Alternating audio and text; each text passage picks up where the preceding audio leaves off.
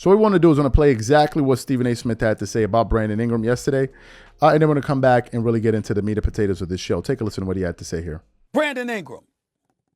I'm not giving him the max. And I usually don't say stuff like that because I love the brothers to get paid. I love them to get their paper. I love them to get money.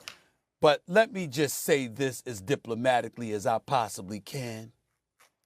When you look at his face, he consistently looks a bit detached, dare I say.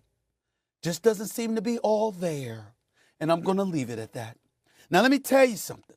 He was gone for 12 games. And I understand that. He had an injury. I get that.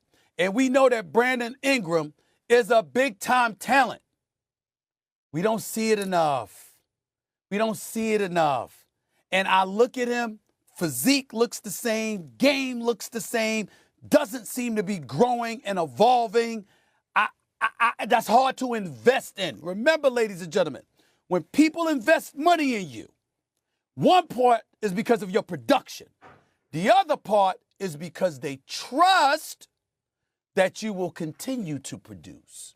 And I don't know if the word trust can be associated with Brandon Ingram at this point. He needs to show me something against Sacramento. That's number 2.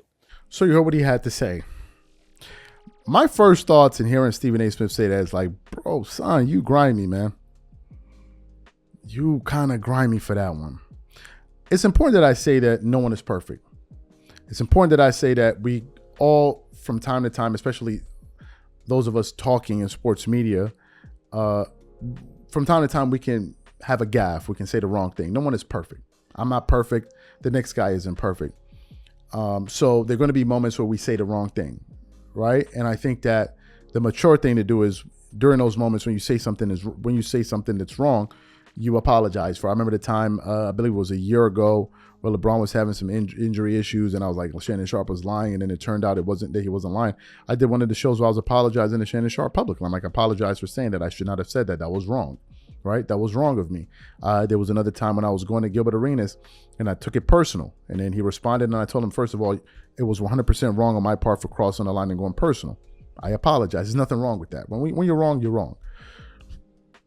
But in the case of Stephen A. Smith, he has a pattern of saying really grimy stuff about people, man. Even with the Max Kellerman thing going on the Joe Budden podcast, calling Lamar Odom a crackhead on TV, talking about Kwame Brown ad nauseum, making fun of the Nigerian players' names, one after the other.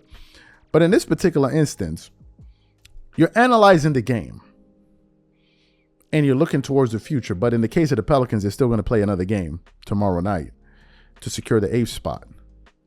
And you're talking about who they should trust and all of that. Then you get to Brandon Ingram and you start talking about the guys, basically how he looks, talking about he looks like he shows up to games high.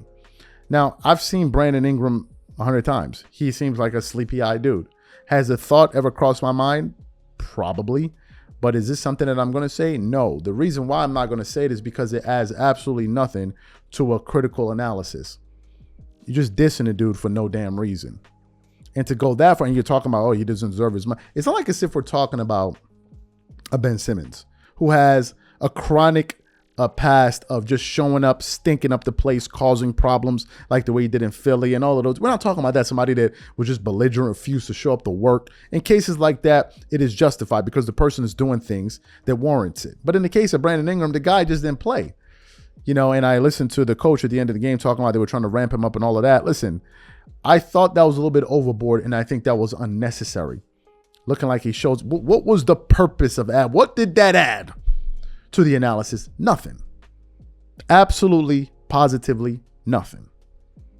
Nothing. If he looks like he's high, do you know he's high? If you don't know he's high, don't say it. I just think that he saw another opportunity to say something grimy about somebody, and he went for it. To me, that was just absolutely unnecessary. Calling a dude, talking about he coming up to games looking high. Like, yo, bro, what's going on? Like, yo, what are we doing, man? Like, that wasn't necessary.